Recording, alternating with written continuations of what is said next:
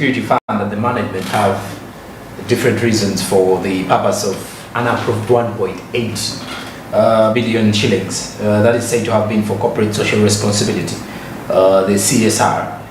This was the corporate social responsibility activities that were put in place. The fund's former managing director, Richard Biarugaba, apparently told the committee investigating on the NSSF management that the funds were meant for the board members and the Minister for Women and Social Development, Betty Amongi. But the board members led by Peter Kimbo said they did not know about this plan, which they say involved a soft draft. So apparently, again, Richard Biarugaba revealed that he was under pressure to increase these budgets. So Biarugaba said he also increased the retainer fees for board members from 9.5 million to 31 million shillings for the chairperson and 7 million to 21 million shillings for the rest of the members. So out of the 1.8 billion shillings for corporate social responsibility activities, Amongi was allocated 250 million shillings. Let's just break down this 1.8 billion and how it went out. Out of the 1.8, 250 million shillings went to the Minister of Gender, Labour and Social Development, Honorable Betty Amongi. And then the board chairperson, Dr. Peter Chimboa, also received 250 million shillings. That is 500 million shillings away already. Then the other board members received 200 million shillings. Then, according to the former managing director, Richard Biarugaba, there was an advancement of 800 million shillings for financial literacy or 2 trade unions. Now, the 2 trade unions include the National Organization of Trade Unions, NOTU, and the Central Organization of Free Trade Unions, COF2. Each of the unions received 400 million shillings, which translated into 100 million shillings per quarter. Now, in the SMB Inside this morning, we get to realize that some of the board members denied receiving receiving part of the 1.8 billion shillings for corporate social responsibility, and then they apparently put all the guns to the former managing director, Richard Biarugaba, who they say made this on his own will and approved the money. To him, on the other hand, he was under pressure. Now, in the SMB Inside this morning, we get a view from Honorable Mpaka Mwine, who is the chairperson, the select committee investigating on the NSSF management. Then we do have Rabbi Mudiba Hassan, who is board member of NSSF, and Patrick Ochailap, who is also a board member of the National Social Security Fund, and Mr. Peter Chimboa, who is the chairman, board of directors from the National Social Security Fund, to find out how the 1.8 billion Uganda shillings was disbursed and who got the money for the corporate social responsibility. This is the SMB Inside. Approved a corporate social responsibility fund amounting to 1.8 billion.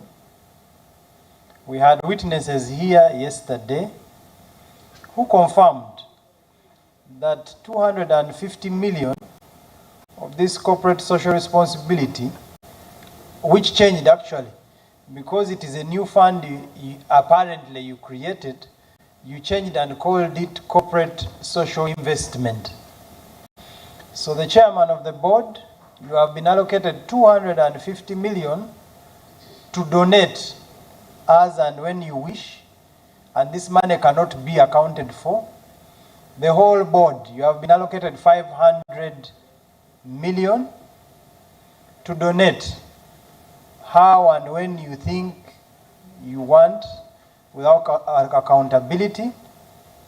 You have also given the Honorable Minister of Gender, Honorable Betty Amongi, 250 million to donate how and when she feels like.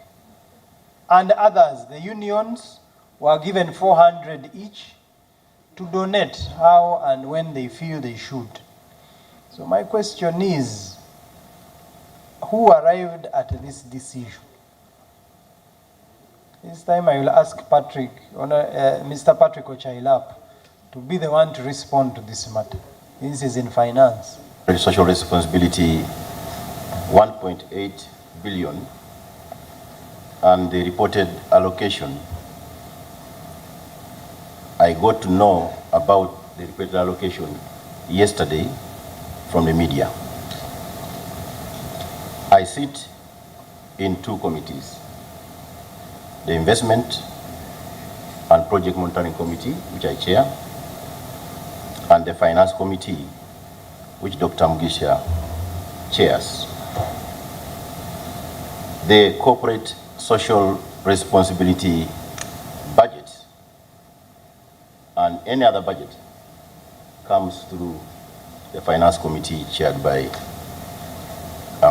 Dr. Mugisha, but it combines certainly submissions from the rest of the other committees. And this corporate social responsibility has been in the fund even before we came on board to deal with aspects which I practice in most corporate institutions, to provide those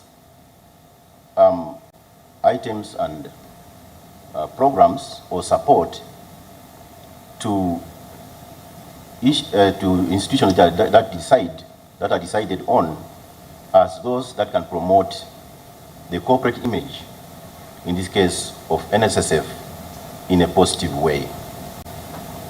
The block sum of 1.8 billion was indeed part of the overall corporate social responsibility budget, but was conditioned in the meetings that took place at the Finance Committee level that no expenditure should come out of that item until and after management has provided the work plans with institutions which are selected to conduct corporate social responsibilities, and also provide a criteria for the breakdown of that amount of 1.8 billion for corporate social responsibility.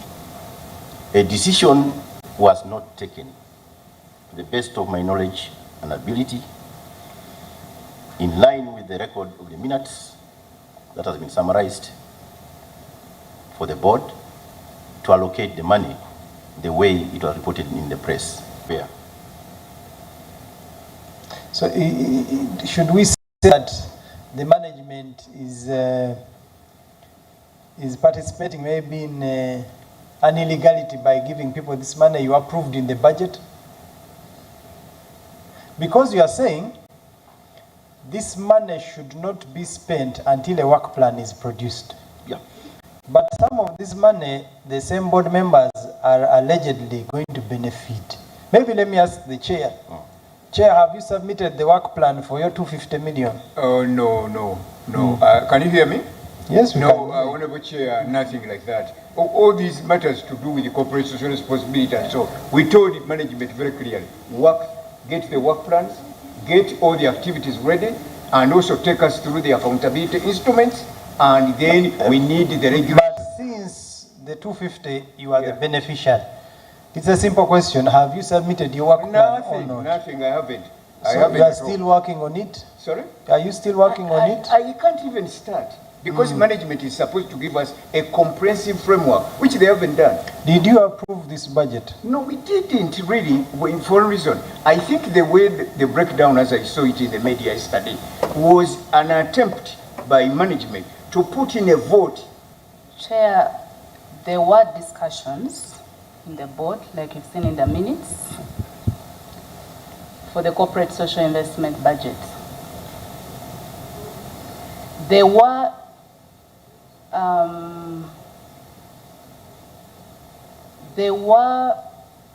probably misunderstandings between the board and management on the intentions, the intended usage of the budget. That's a fact as well.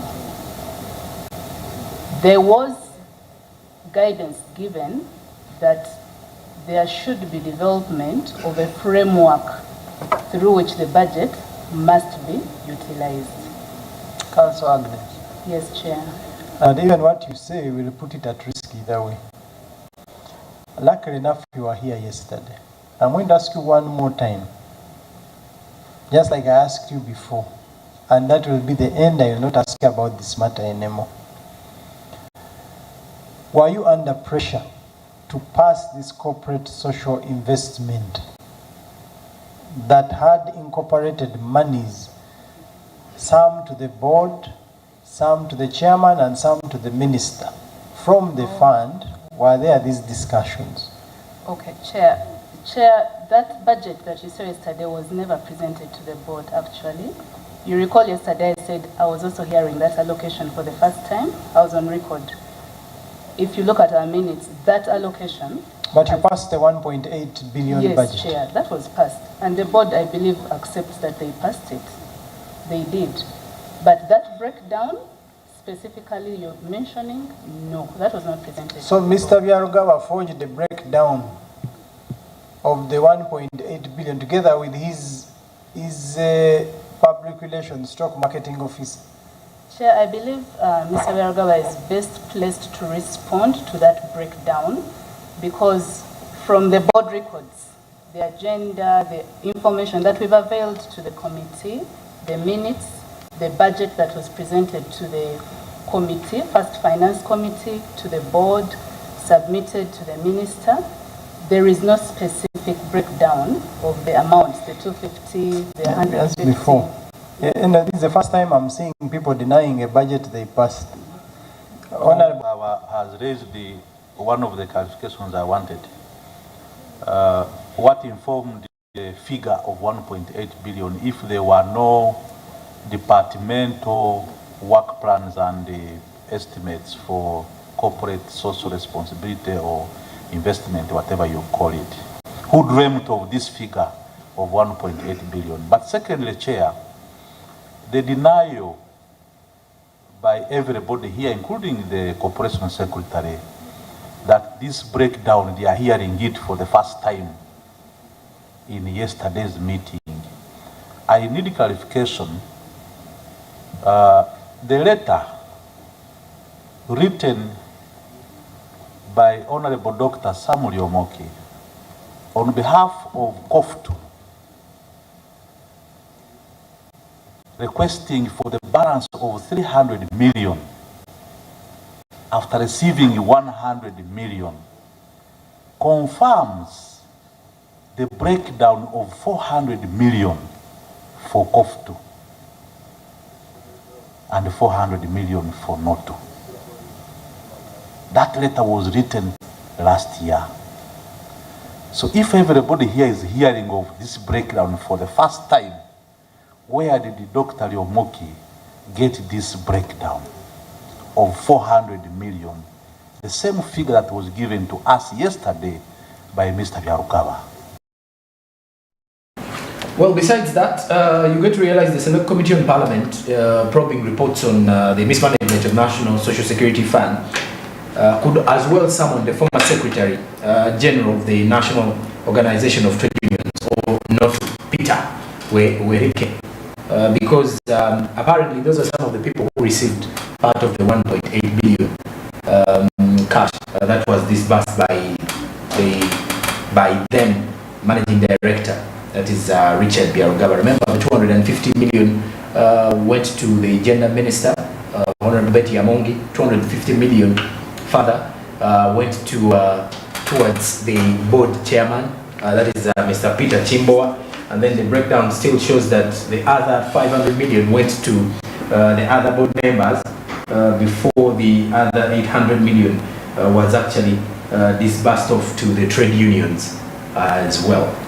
So as we are concluding with this issue of NSSF, briefly, let's first cross over to our story preview. We are joined by Pedison Mumbere this morning to give us more on what to expect in business today and what are some of the trends out there in the business community in Uganda that you should be able to follow up.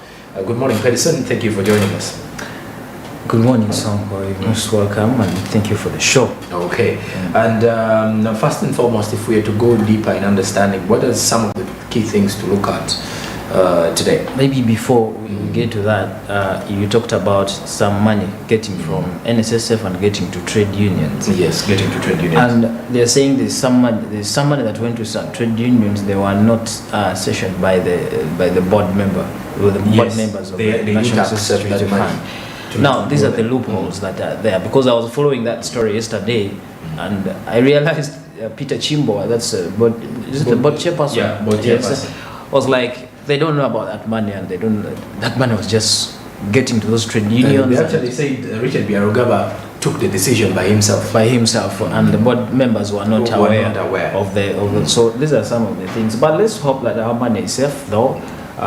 Those who are saving with the NSSF. Let's be optimistic that the money is. I'm one of the savers, and you are one of the savers. Yes, I'm one of the savers. My money is there. My money is safe because they claim the money is safe. You've heard Yota saying money is safe, money is safe. Okay, it's fine. Besides other loopholes and stuff, but I think they are going to be worked upon in the meantime from now. Okay. And of course, for the savers, you should as well be checking out on your accounts to see how much money you have. There are people who are actually accessing their midterm benefits still, and maybe those will clearly give you hope that the money is safe. Now, Pension Mobile, what are you working on, and what are some of the key things to look out for today? The latest reports. Yeah, today in Business Today, we're going to have very many stories, but among the stories that I am going to do, me in particular, is I want to make a follow-up on the Entebbe International Airport. Yes. We have had everything, Sonko. We have talked about corruption, extortions at Entebbe International Airport. Now I want to see the way forward. Now that the Civil Aviation Authority have had all these people making a lot of noise on social media platforms, which sometimes it is true. Everything they talked about, they claim it is true because you've seen video clips running on social media platforms. Yes, showing these people requesting for money and trying to disorganize these people who are getting out of the country. And all of us have seen all that. Now, what is the way forward now? Today I'm going to meet the public relations officer from the Civil Aviation Authority, that's Vian Luja, is now going to tell us now which steps have they taken. What are they going to do to make sure that all these extortions are ironed out? Now, there's another signpost that on social media, that there's no more taking videos and stuff, which they after remove. And then after they removed. What is it? What was it for? What are they trying to hide? And these are some of the questions that Vian Luja, these are some of the questions that I'm going to pose to Vian Luja. That he has to at least give us more clarity and tell us what exactly we're going to do to make sure that our international airport. And another thing, by the way, I realize there's also another extortion that we can talk about away from the immigration officers. Yes. I have seen these people who have kiosks. I don't know if you've ever reached there at international airport. There's one famous one which is very expensive. A soda that is sold at 1,000, those people are selling it at 3,500. Someone was Erindas of just 500, they're selling it at 5,000. And what are they getting? What is all these things going on? So this, I'm telling you now. These are the things I want to ask Vian Luja. Even I don't know whether even other international airports are having these extra charges. These small kiosks. What are they doing there? Because maybe the cost of doing business there may be expensive. We need to understand as well if their rent is the issue, because it is too high for a price. Everyone has complaints over that same issue. Because things are very expensive inside there. Too expensive. It's more than 4 times as much as you can get it in town. Is it because there are Wazungu who come that you see in Africa here, we tend to think that once you say a white person, then that is money. Anyway, all those things, that's what we are going to discuss with Vian Luja. Tell us the way forward. What have they reached to make sure that international airport is cleaned out of every dirty statements that we have had through social media platforms and everywhere. Okay. Yes. And I'm telling you, you will be more interested about the Entebbe International Airport, especially the business people, the travelers, and those who use it quite often. And Petson Mumbere gives you more of the build-up on what happened, because now it seems that we've all forgotten about anything happening there. But we really need to know what else. What are they doing to ensure that such things never happen again? And of course, some unanswered questions, like Petson has mentioned, the kind of prices at the retail places or the kiosks around the airport. Why do they overcharge the travelers who are actually moving out of the country? That and more is what Petson Mumbere is going to be giving you in tonight's Bulletin Business Today. So you should be looking up to it at 9 p.m. today. After the break, I will be getting back with Barije Andrew, and we shall be discussing and looking back at the weekly topics of Smart Means business and what the trends have been rotating around here in the country.